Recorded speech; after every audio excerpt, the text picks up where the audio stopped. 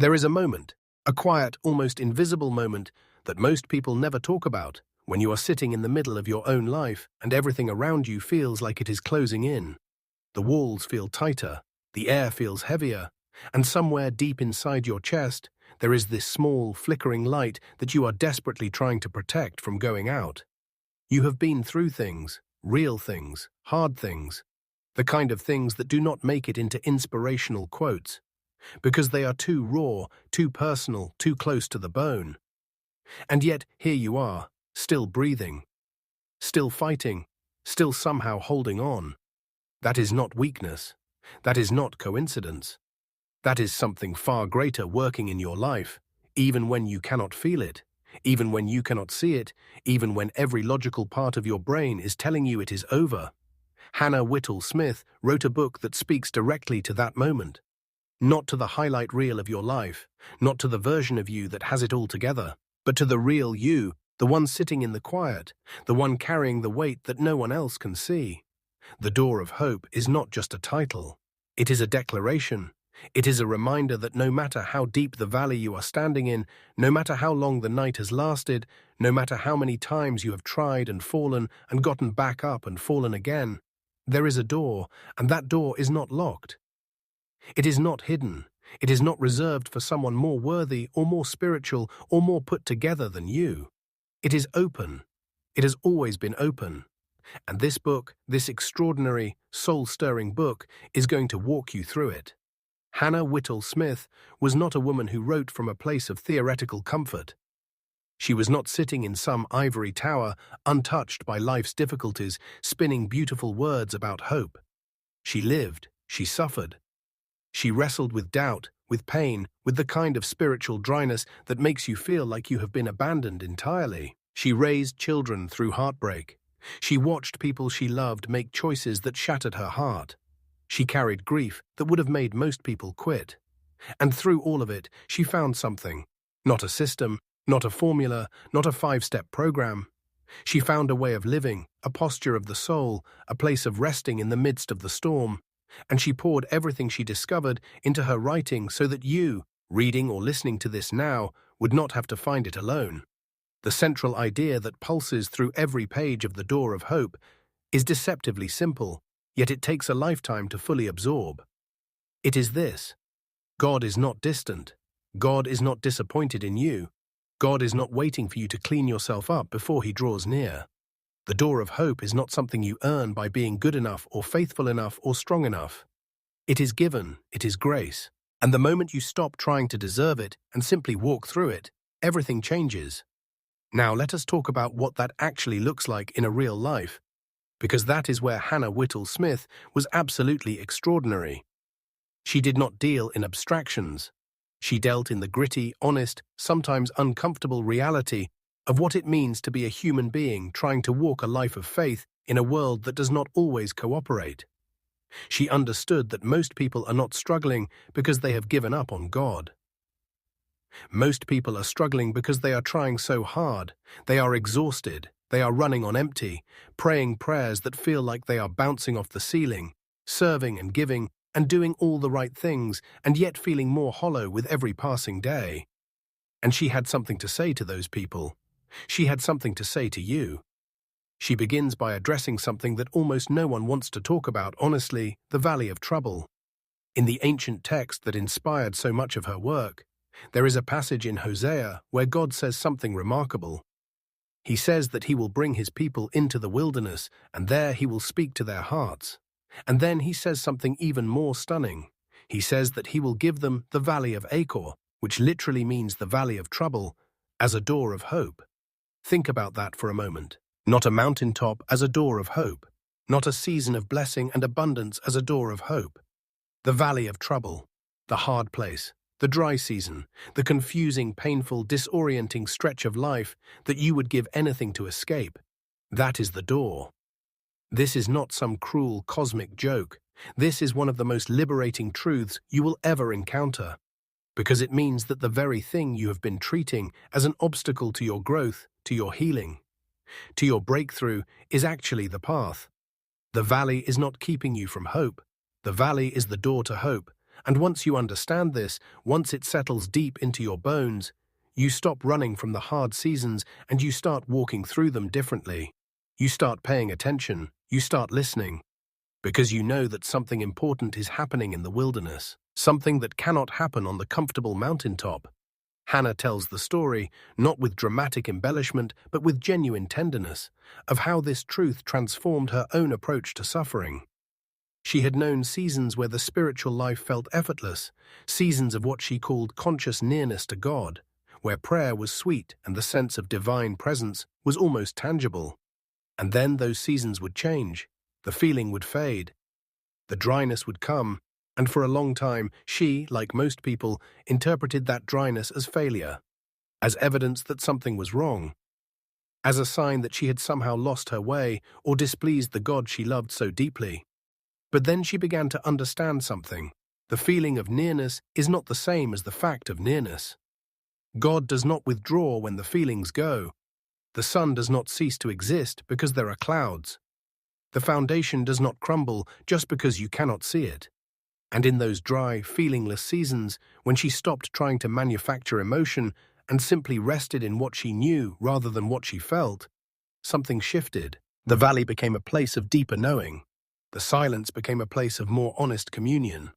The trouble became, exactly as the ancient promise said, a door. There is a woman, let us call her Margaret, who represents so many of the people Hannah Whitall Smith was writing for. Margaret had given everything to her faith. She had raised her children in the church. She had served faithfully, given generously, prayed consistently, and then her husband left, and her eldest son walked away from everything he had been raised to believe. And Margaret sat in the rubble of the life she had built, and she asked the question that every honest person eventually asks. Where is God in this? Where is the return on all this faithfulness? Where is the promise? And here is where Hannah's wisdom becomes absolutely essential. She would say to Margaret, and she would say to you, that the question itself contains a misconception.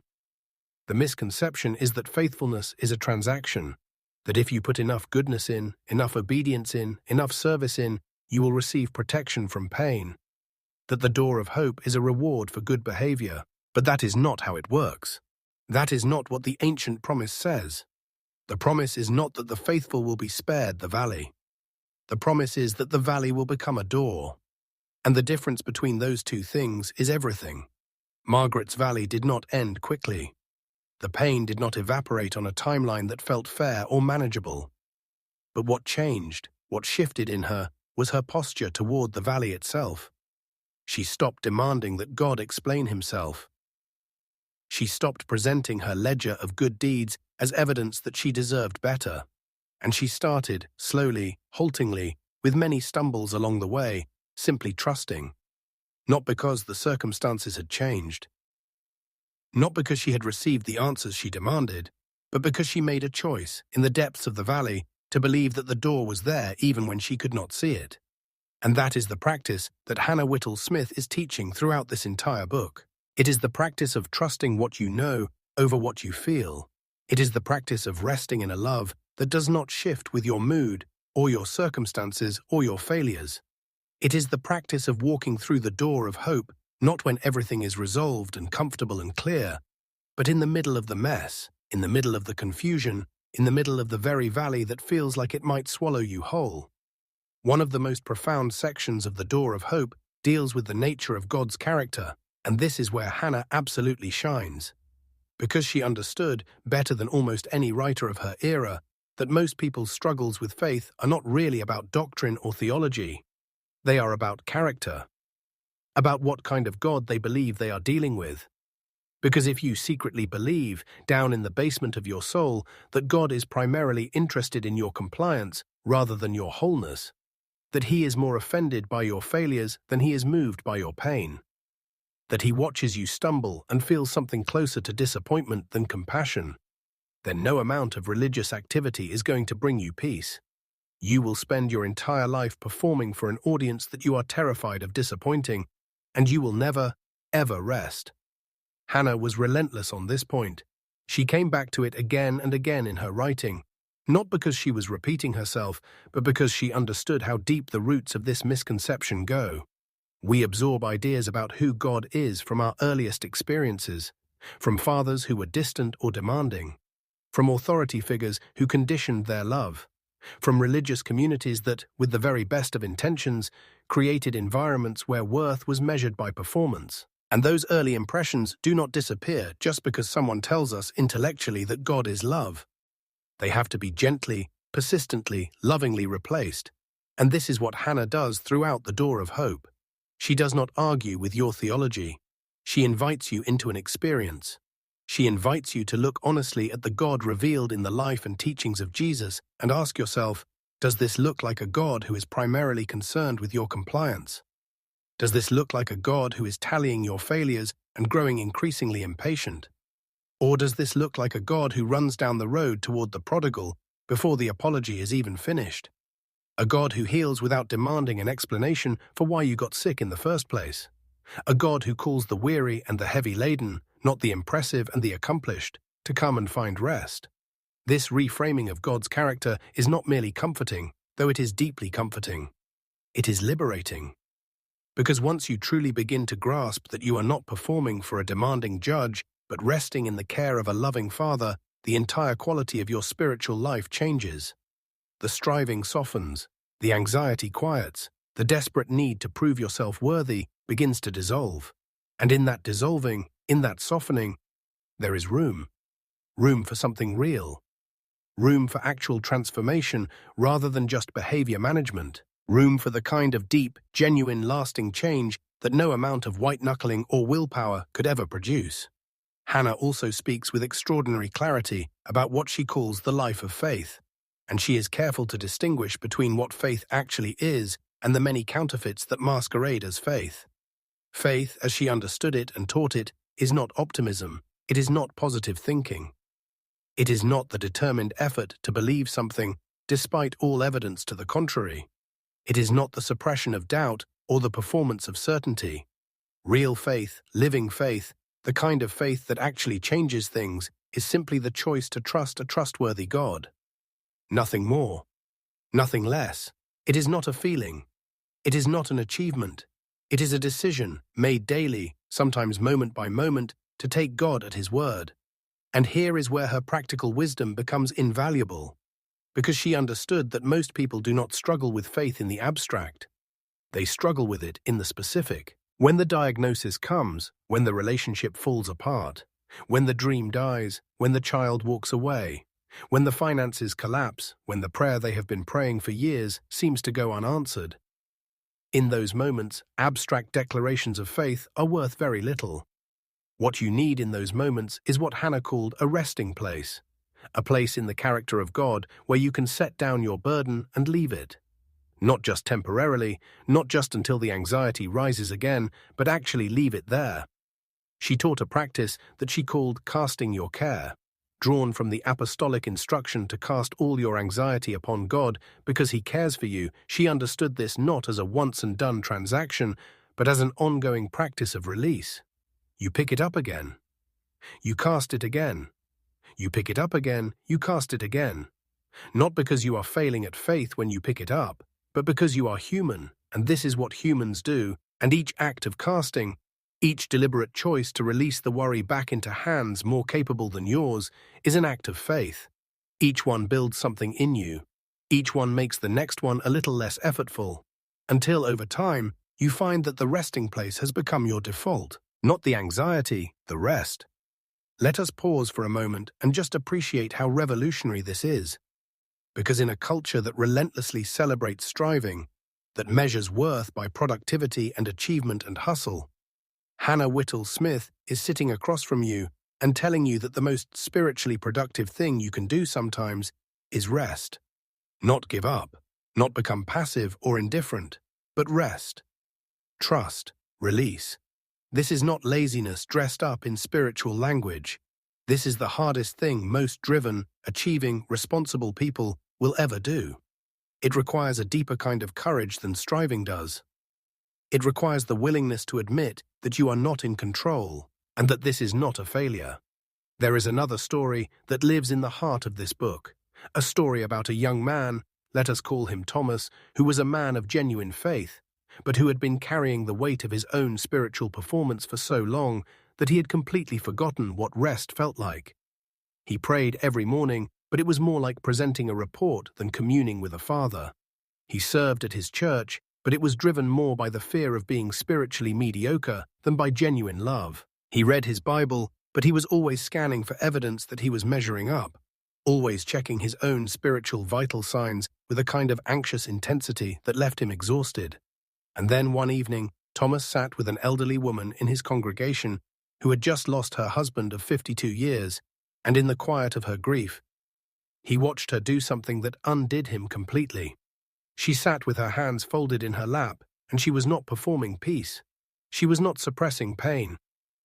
She was not saying all the right things about heaven and reunion and God's sovereignty. She was weeping. And she was also, somehow, genuinely, actually at rest. And Thomas could not understand it. He asked her later how she managed it, how she could be this broken and this whole at the same time. And she said something very simple. She said, "I stopped trying to manage it a long time ago. I just trust him. Not with some things, not with the things I can afford to let go. With everything, even this." Thomas went home that night, and he stayed awake until almost dawn, not with anxiety, but with something he had not felt in years.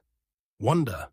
The realization was settling in him, slowly, the way water settles into dry ground, that he had been spending his entire spiritual life trying to do something that was already done, trying to earn something that was already given, trying to find a door that was already open. He had been standing in front of the door of hope with his arms full of proof of his worthiness, and it had never occurred to him to simply put everything down and walk through. This is the invitation at the heart of the door of hope. Put it down, walk through. Not because you have figured it all out, not because the valley is over, or the pain has passed, or the questions have been answered. Walk through now, as you are, with all of it still unresolved, with all the grief still present, with all the confusion still swirling, because the door is open now, and it will still be open when the answers come, and your transformation does not require the resolution of every difficulty before it begins. Hannah Whitall Smith also spends a significant portion of this book addressing something that she considered one of the greatest hindrances to experiencing the life of faith, and that is the misunderstanding of God's will. So many people, earnest and sincere people, have been taught to approach the idea of God's will with a kind of fearful suspicion, as though God's will is this unpredictable, demanding thing that might require something terrible of them. They approach prayer with a secret dread, not quite able to fully surrender because they are not sure what full surrender might cost. They hold something back. Some dream, some preference, some corner of their life, because they are afraid that the moment they give it over, God will ask for precisely that thing. And Hannah met this fear head-on with such tenderness and such clarity. She asked her readers to consider what kind of father they were imagining when they felt this fear. Because the God she had come to know, the God she had experienced through decades of genuine seeking, was not a God who was watching for the thing you loved most so he could take it from you. He was a God whose will, she insisted, was always and without exception good. Not comfortable necessarily, not painless always, but good, genuinely, deeply, irrevocably good. And she invited her readers into the experiment of actually testing this, of releasing the thing they were clutching so tightly and seeing what happened. This is not naive. Hannah was far too honest and too experienced in suffering to offer something naive. She knew that releasing the thing you loved most might be followed by the loss of that thing. She knew that surrendering your preferences to God's will did not guarantee that your preferences would be honored. But she also knew something else. She knew that on the other side of that surrender, there was something more valuable than the thing surrendered. There was freedom. There was the kind of unshakable peace that does not depend on circumstances. There was the knowledge, not theoretical but visceral and real, that you were held by something that could not be taken from you. And she pointed to example after example in Scripture and in the lives of people she had known of how this played out in actual human experience. People who surrendered their timelines and found that God's timing was better. People who released their plans and discovered that what unfolded was more beautiful than what they had planned. People who gave over their grip on the outcomes they were desperate for and found that what God provided in its place was something deeper, richer, more genuinely satisfying than the outcome itself ever would have been. This does not mean that surrender is easy. Hannah never pretended it was. She described her own wrestlings with it, the moments when she would release something and then almost immediately reach back for it. The times when trust felt like foolishness in the face of circumstances that seemed to argue powerfully against any benevolent divine intention. She did not airbrush those moments out. She presented them honestly because she wanted her readers to understand that struggle with surrender is not evidence of weak faith. It is evidence of being human, and the practice of surrendering, even imperfectly, even repeatedly, is itself the path. There is a chapter in this book that deals with sanctification, with the process of becoming, and it is one of the most beautifully written and most practically helpful pieces on spiritual transformation that you will ever read. Hannah understood sanctification not as a sudden dramatic event that some lucky few experience and the rest spend their lives longing for, but as a life lived in ongoing responsiveness to God's working. She described it as the clay allowing the potter's hands, the field accepting the farmer's work, the vine submitting to the pruning, and she was very honest about the fact that pruning does not feel good. Growth does not always feel like growth. Sometimes becoming more of who you are meant to be feels remarkably like losing parts of you that you thought you needed. And she sat with her readers in that discomfort and said, "This is not the work of a cruel God. This is the work of a master craftsman who sees what you are capable of becoming and loves you too much to leave you as you are." This is one of the most important things Hannah Whitall Smith brings to this book. The insistence that God's transforming work in your life is always an expression of His love, never a punishment, never cruelty, never indifference. Even the hard pruning, even the valley seasons, even the closed doors and the unanswered prayers and the long waiting rooms of faith, all of it is the work of hands that know what they are doing. All of it is moving towards something, and your job in the middle of it is not to understand every cut of the pruning shears, but to trust the hands that hold them. She also, with great wisdom, addresses the danger of what she called spiritual self-consciousness. This is the tendency to spend so much time examining your own spiritual state, analyzing your faith, questioning whether your surrender is genuine, evaluating the quality of your trust, that you become completely absorbed in yourself and lose sight of the God you are trying to trust. It is a peculiar irony that the people who care most deeply about their spiritual life are often the most prone to this particular trap. They care so much that they cannot stop checking. They want so badly to get it right that the wanting itself becomes an obstacle. Hannah's prescription for this is completely counterintuitive and completely right. She says, look away from yourself. Stop examining your faith and simply exercise it. Stop analyzing your trust and simply practice it. The spiritual life is not a performance to be reviewed. It is a relationship to be lived. And relationships require presence, not constant self-evaluation. They require showing up, not getting it perfect. She uses a beautiful analogy of someone learning to swim. You cannot learn to swim by standing on the bank and reading about water. You cannot become a strong swimmer by spending all your time analyzing your own technique. At some point, you have to get in. You have to trust the water to hold you. And in the trusting, in the actual doing, the capability grows. The confidence builds. The fear diminishes. Not because you have solved the problem of swimming theoretically, but because you have done it, and doing it again and again and again, until the trust is no longer a conscious effort, but a natural response. This is what Hannah is pointing you toward throughout the door of hope. Not a destination you arrive at and stay. A way of walking. A practice of trust that becomes, over time, the most natural thing in the world. Not because the difficulties stop coming, not because the valleys become mountains, but because you have walked through enough doors in enough valleys to know, in your bones, that the door is always there, that the God who has brought you this far has no intention of abandoning you here. Around this point in our journey through this remarkable book, it is worth pausing to say something to you directly.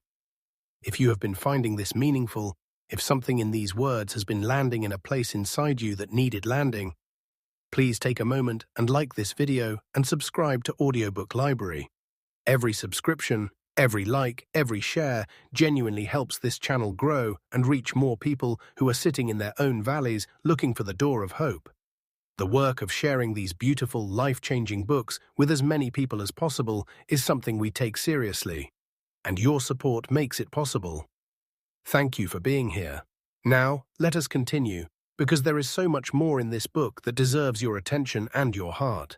Hannah Whitall Smith spends considerable time on the subject of prayer, and she approaches it in a way that is deeply practical and deeply liberating. For so many people, prayer has become either a performance or a puzzle.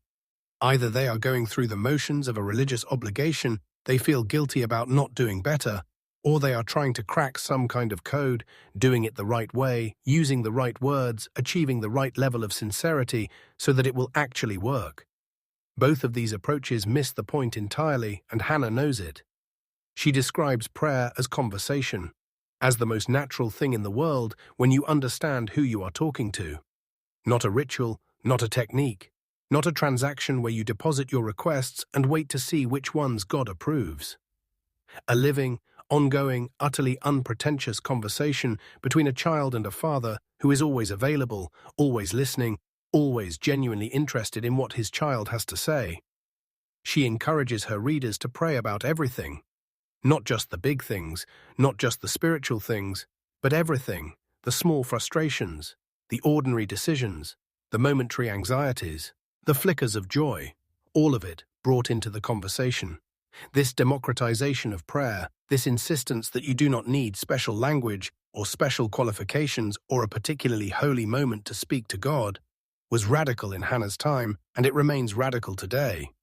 Because the message most people have absorbed, however it got there, is that prayer is for people who are better at it than they are. That their prayers are somehow less effective than the prayers of someone more spiritual, more educated, more deserving. And Hannah would have none of it. She points to the most basic and universal of human metaphors: the relationship between a parent and a young child.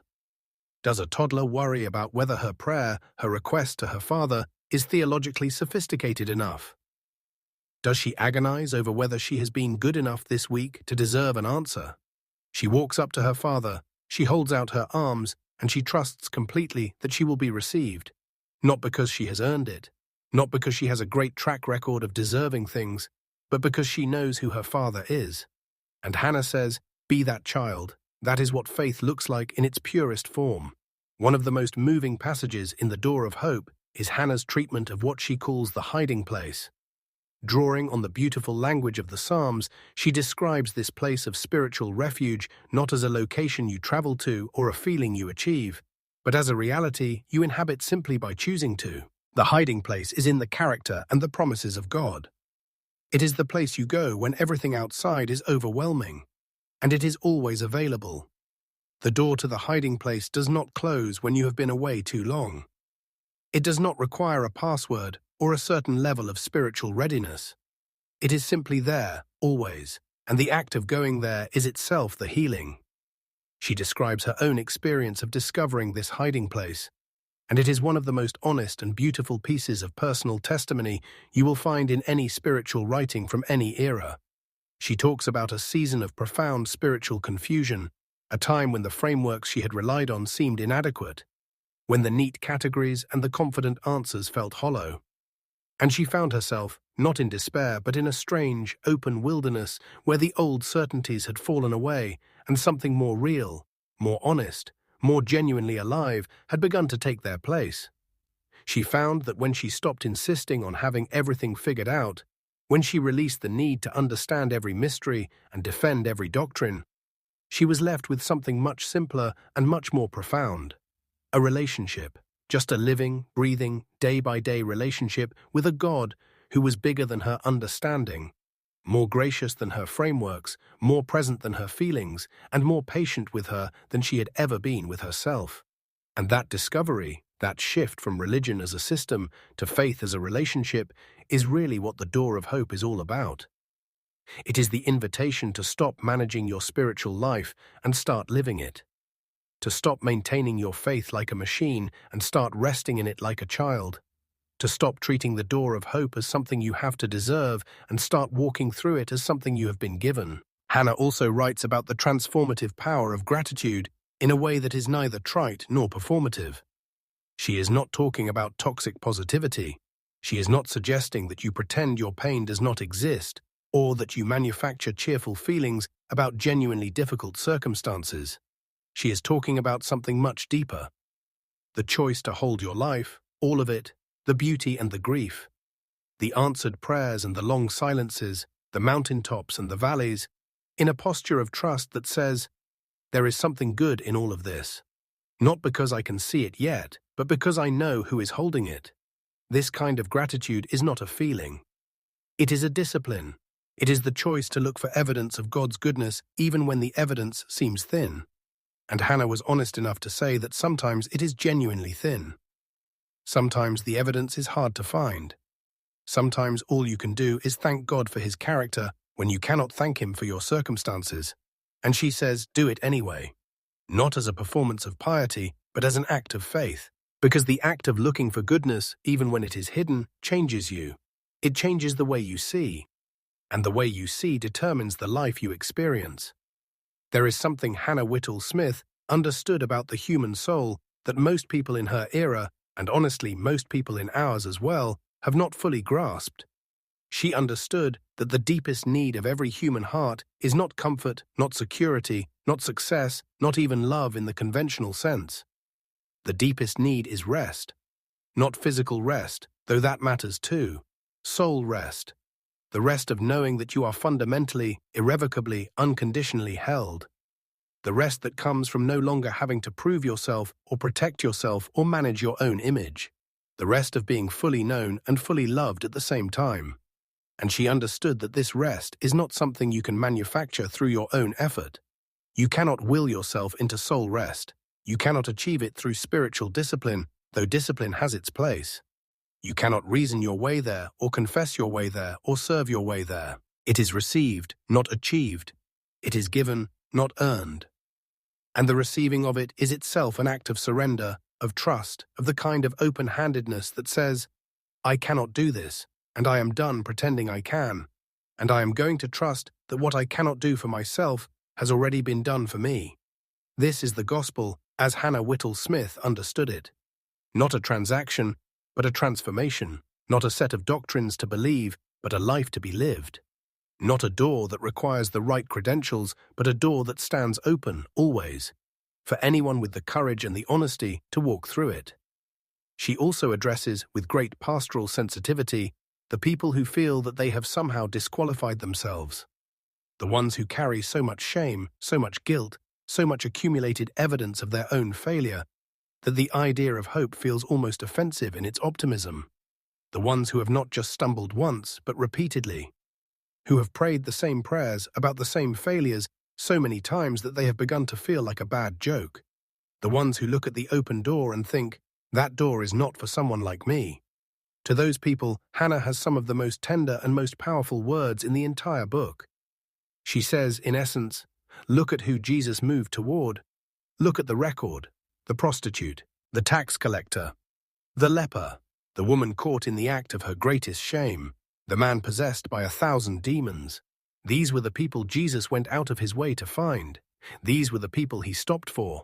These were the people he fed and healed and forgave and restored. Not the impressive, not the accomplished, not the ones who had managed to keep their record clean. The broken ones, the desperate ones, the ones who had run out of other options. You are not too broken for this door. Your past is not too complicated. Your failures are not too many. Your doubt is not too deep. There is no version of human brokenness that falls outside the reach of the God who made you and who loves you and who has kept the door open specifically for the people who need it most. There is a story I want to share here that captures this truth in a way that is almost impossible to hear without feeling something shift inside you. There was a woman, a real woman that Hannah knew, who had spent the first half of her adult life doing everything she could to avoid thinking about God, because she was so certain that her life had made her permanently unreachable. She had made choices she was ashamed of. She had hurt people she loved. She had constructed a version of herself that was functional and even successful from the outside, but was hollow in a way that she could feel in her quietest moments. And one evening she sat in a church service, not because she had any faith left, but because she was a friend's plus one, and it seemed rude to refuse. And the person speaking said nothing revolutionary, nothing she had not heard before. But the words landed differently that night. The words were simply, "You are not too far. You are never too far. The door is open." And something in her, something she had thought was long dead, cracked open, not dramatically, not with a flood of tears or a lightning bolt of certainty. Just a small, quiet crack, the tiniest sliver of light getting through, and she let it. She did not analyze it or question it or try to manage it. She just let it. And from that small crack, over the following months, something began to grow that would change the entire direction of her life. This is the door of hope. This is what Hannah Whitall Smith was pointing to. Not a theological concept, but a lived experience of being reached by something greater than your worst moment. Something that was never put off by your failures, something that was waiting for exactly this moment. The moment when you finally stopped running and turned around. The section of this book that deals with the Christian's relationship to their own inner life is particularly rich, and it is worth spending some time here. Hannah was deeply aware of the inner landscape, the world of thoughts and feelings and memories and fears that most people carry around without ever examining carefully. She understood that many people's experience of the spiritual life is deeply shaped by what is happening inside them in ways they are not fully conscious of. She wrote with great compassion about what she called the spiritual hypochondriac, the person who is so focused on the health of their own soul that they have become more absorbed in their spiritual symptoms than in the God they are supposedly seeking. This person spends more time asking whether they truly believe than actually believing, more time checking whether their surrender is genuine than actually surrendering. And Hannah says, gently but firmly, this is not humility. This is self-absorption with spiritual clothing, and the cure is not more introspection, it is less. It is the deliberate, repeated choice to look away from yourself and toward the one you are meant to be trusting. This is not the same as emotional suppression. Hannah was not suggesting that you ignore what is happening inside you. She was making a crucial distinction between honest acknowledgement and obsessive examination. You acknowledge the fear. You do not build your home in it. You feel the grief. You do not treat it as your identity. You notice the doubt. You do not worship it. You bring all of it, every bit of it, into the conversation with God, and then you choose to trust rather than to analyze. She also writes beautifully about the nature of the interior life as it develops over time. She describes a progression that is not linear, not a steady upward climb, but more like the tide, advancing and retreating, with each advance ultimately carrying the soul a little further than the last retreat brought it back. There are seasons of felt nearness and seasons of apparent distance, seasons of confidence and seasons of doubt. And none of it is evidence of failure. All of it is the landscape of a real spiritual life, lived honestly in a real world. What changes over time, what grows in the person who keeps walking through the door of hope, regardless of the season, is something Hannah calls establishedness, a settled quality of soul that is not dependent on circumstances or feelings or spiritual temperature.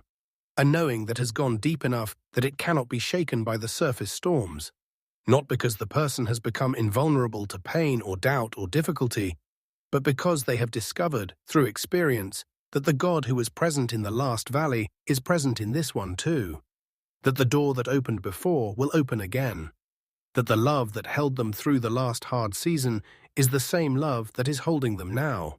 This is the destination that Hannah Whitall Smith is pointing toward throughout this entire book. Not a destination you arrive at once and stay forever, but a way of being in the world, a way of moving through life, through all of life, the beautiful and the terrible and the ordinary, with your hand on the door of hope and your face turned toward the light. She writes about community as well, about the importance of walking this journey with others, not as a substitute for the personal, interior work of trusting God, but as a support and a gift. She understood that the Christian life is not meant to be lived in isolation, that there is something that happens when we gather, when we share our stories, when we allow ourselves to be seen in our struggles as well as our victories, that does not happen when we go it alone. And she was particularly passionate about the importance of sharing what you have found, not in a triumphalist, look how well I am doing way, but in the humble, honest, this is what helped me way, that reaches the person sitting next to you who is wondering if anyone else has ever felt what they are feeling. She believed deeply that the stories of God's faithfulness, told honestly and without embellishment, are one of the most powerful forces for hope in the world, because they say, in the most direct and personal way possible, the door was there for me, and it will be there for you too. She herself was a walking example of this. Her books, all of them, not just The Door of Hope, but the earlier, more famous The Christian Secret of a Happy Life, were not written from a position of having arrived. They were written from the trenches of someone who was still walking, still trusting, still sometimes struggling, and who had found that sharing the journey honestly was itself an act of hope. The final chapters of The Door of Hope bring together everything that has come before into what I can only describe as a kind of sustained invitation. It is the invitation to live expectantly, to approach your life with the settled confidence, not arrogance, not presumption, but genuine confidence that you are loved and held and guided by one whose intentions toward you are always good. To interpret your circumstances not through the lens of fear, but through the lens of a Father who is working all things, not just the pleasant ones, toward a good that you cannot always see but can always trust. She calls this the life of faith, and she is careful to distinguish it from a life of feelings. A life of faith is not a life without doubt. It is not a life without grief or confusion or the occasional overwhelming sense that you cannot find the door. It is a life in which, even in those moments, even when the feelings are entirely absent, you choose to act on what you know rather than what you feel. You pray not because it feels meaningful, but because you know it is. You trust not because the circumstances are reassuring, but because you know the character of the one you are trusting. And she ends with something so simple that it almost seems too small to carry the weight she is placing on it.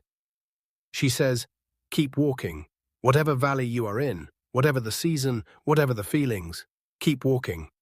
Because the door of hope is not behind you, it is ahead of you, and every step you take toward it, even the stumbling ones, even the ones taken in confusion and half-trust and mixed motives, every step counts. Every step matters. Every step is bringing you closer to the thing you have been reaching for. Hannah Whitall Smith's life after writing this book was not without continued difficulty. She experienced significant personal pain in her later years, family struggles that would have tested even the strongest faith, theological transitions that cost her relationships she valued. And yet, by all accounts of those who knew her, she retained to the very end that quality of soul that she wrote about so beautifully, that settled, unshakable, deeply experienced trust in the goodness of God. Not because everything had gone the way she hoped, but because she had walked through enough doors to know that the door was always there. This is the inheritance she left, not just in books, though the books are extraordinary gifts, but in a way of living, a demonstration that it is possible to move through a genuinely difficult human life with your soul intact. That the valleys do not have to break you, that the silence does not have to convince you that you are alone, that the trouble, the very thing you most want to escape, can become, as the ancient promise said, a door. And that door is open today. It is open for the person who has been carrying something so heavy for so long that they have started to forget what it felt like before. It is open for the one who has prayed until the words ran dry and who is not sure they have anything left to pray. It is open for the one who has walked away and is not sure they can find their way back. It is open for the one who has never walked through it before and is not sure they believe it is really there. It is open. It is always open. And Hannah Whitall Smith spent her life trying to make sure as many people as possible knew that it was there, that it was open, and that they were invited, exactly as they are, to walk through it. There is another dimension to this book that deserves careful attention, and that is Hannah's treatment of suffering, not just as something to be endured, but as something that can actually produce something beautiful. This is a delicate subject, and Hannah handles it with the care it deserves. She is not one of those writers who minimizes pain with cheerful platitudes about how everything happens for a reason. She took suffering seriously. She had experienced it personally. She was not going to offer her readers the kind of shallow comfort that actually makes grief worse by invalidating it. What she does offer is something far more substantial. She offers the possibility that suffering, entered into with trust rather than resistance, can carve out spaces in the soul that nothing else can reach, can deepen compassion in ways that comfortable lives never do, can produce an understanding of grace that cannot be received any other way, not because suffering is good in itself, but because a good God can take what is genuinely painful and genuinely terrible and genuinely undeserved and work with it in ways that ultimately produce good. Not immediately, not obviously, not in ways that always make sense, but really, actually, genuinely. She draws on the image of gold refined in fire. The fire is real, the heat is real, the discomfort is real, but the purpose of the fire is not destruction, it is purification. It is the removal of everything that is not gold, so that what remains is more valuable, more beautiful, more genuinely itself than it was before. And she invites her readers to consider the possibility that the fire they are in, as terrible as it feels, might be doing precisely this, removing the things that are not essential so that what is truly you, the pure, irreducible, God-created you, can emerge. This is not easy to receive when you are in the fire. Hannah knew that. She never pretended it was easy. But she also knew, from her own experience and from the lives of countless people she had known and walked alongside, that the ones who came through the fire with their trust intact, who had refused to allow the heat to make them bitter or closed or hopeless, who had chosen, even in the worst of it, to believe that the one who allowed the fire also had the power to bring them through it, those people emerged changed in ways that they themselves could barely describe. More real, more present, more genuinely alive, more somehow themselves. She writes about a friend of hers, a woman who had lost a child and who, in the years following that loss, became one of the most genuinely compassionate and life-giving presences in her community. Not because the loss had been explained to her satisfaction, not because she had received answers to the questions she had screamed at heaven in the dark, but because in the valley of that grief she had found the door. And she had walked through it, weeping, carrying the weight of what she would never stop missing.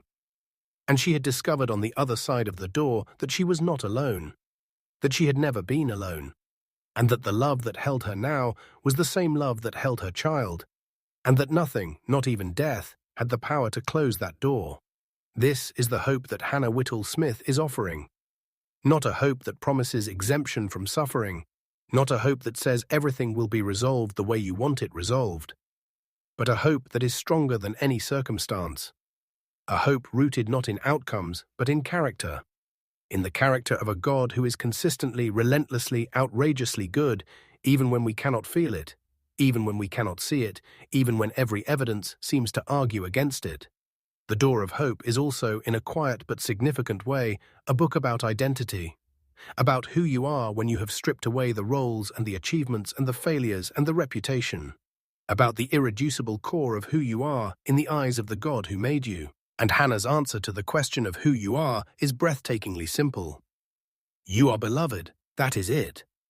Not beloved conditionally, not beloved when you are performing well, not beloved in some abstract theological sense that does not touch your actual daily experience. Beloved. Really, personally, specifically, by name, beloved. She invites her readers into the experience of knowing this not just in their heads, but in their bones. And she acknowledges that for many people, this is the hardest truth to receive. Not because it is complicated, but because it seems too good. Because something in us has learned to be suspicious of unconditional love. Because we have been conditioned to believe that if something costs nothing, it must be worth nothing. Because we have been measuring our worth by our performance for so long that the idea of worth that has nothing to do with performance feels almost threatening. But this, she says, is precisely the transformation that the life of faith produces over time. This is what happens when you keep walking through the door of hope. You begin, slowly, imperfectly, with many reversals, to actually know yourself as you are known, to see yourself through the eyes of the one who made you and who does not share your assessment of your own unworthiness.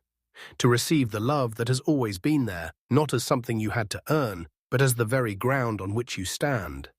Hannah Whitall Smith also understood the power of words over the inner life, and she has a beautiful section on what she calls the life of praise. Not praise as performance, not praise as religious obligation, but praise as the deliberate reorientation of the soul toward truth when feelings are pulling it toward despair. She describes a practice of speaking the truth out loud to yourself, of saying, in the teeth of difficulty and confusion and doubt, God is good. I am held, this valley is a door. And she found and she taught that the act of saying it, even when you do not feel it, even when it seems almost absurd in the face of your circumstances, has a power to gradually shift the inner landscape in ways that simply waiting for the right feelings never does. This is not self-deception. This is not refusing to acknowledge reality. This is choosing which reality to orient yourself toward. The reality of your current feelings, real as they are, or the reality of who God is, which is more real still. And Hannah had discovered that when you practice this kind of deliberate, honest, even sometimes desperate praise, something changes. Not always quickly, not always dramatically, but something changes. The orientation of the soul begins to shift. The feelings, eventually, follow the choice rather than leading it. She writes about a season in her own life when she practiced this in what she called a very determined way. When the feelings were entirely absent, when the spiritual dryness was at its most severe, she would go back to what she knew, to the character of God as she had understood it, to the promises she had read and held on to and built her life around. And she would say them out loud, not as a magical formula, but as an act of the will, an act of choosing what to believe regardless of what she felt. And she found over time that the feelings did return, not because she had manufactured them, but because she had kept the door open for them by refusing to let the absence of feelings convince her that God was absent. The integrity with which Hannah Whitall Smith writes about her own experiences is one of the things that makes this book so valuable. She is not presenting herself as someone who has already arrived. She is presenting herself as a fellow traveler, further down the road perhaps in some respects, but still on the same road, still stumbling sometimes, still having seasons of doubt and dryness, still choosing, day by day and sometimes moment by moment, to trust.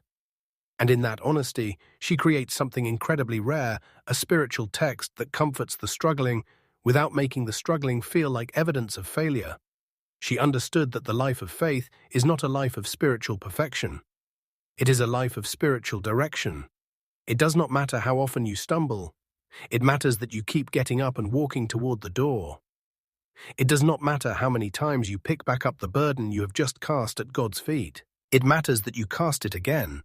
It does not matter how imperfect your trust is. It matters that you trust, because the God who is receiving your imperfect trust is not grading you on the quality of the trust. He is delighted by the act of it. He is moved by the fact that you came. He is saying, in effect, yes, you are here, you are welcome. Come in. There is a teaching in this book about the will that is worth pausing over, because it is genuinely important and genuinely misunderstood. Hannah makes a distinction between two different aspects of a person's inner life that she calls the will and the feelings. Most people, she observed, try to change their inner experience by working on their feelings. They try to feel more faith, feel more peace, feel more love, feel more hope, and when they cannot manufacture the feeling, they conclude that they do not have the thing the feeling is supposed to represent. But Hannah says, feelings are not the primary thing. The will is the primary thing, and you can choose, regardless of how you feel, to act as if the truth is true, to pray even when prayer does not feel meaningful, to trust even when trust does not feel natural, to choose the posture of faith even when faith does not feel present. And she found, and she taught, that when you do this consistently, when you keep choosing the right direction regardless of the emotional weather, the feelings gradually begin to align with the choices you are making.